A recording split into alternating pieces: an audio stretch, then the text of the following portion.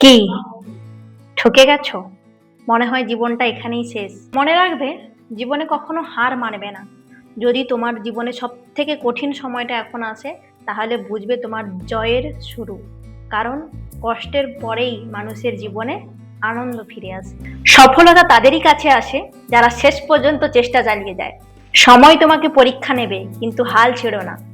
আজকের কষ্টই আগামী দিনের শক্তি। যে মানুষ পড়ে গিয়েও আবার উঠে দাঁড়ায়, সেই প্রকৃত যোদ্ধা।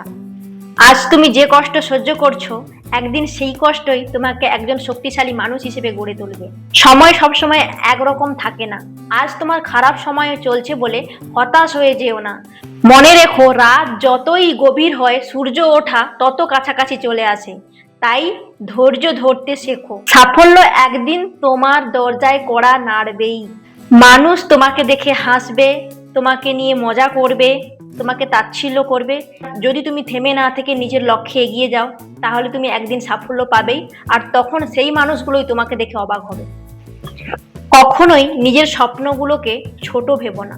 এই ছোট ছোট স্বপ্নগুলোই একদিন বড় বাস্তবে পরিণত হয়। এই ছোট ছোট স্বপ্নগুলোকে বাস্তবায়ন করার জন্য তোমাকে চেষ্টা, নিজের প্রতি বিশ্বাস আর পরিশ্রম করে যেতে হবে।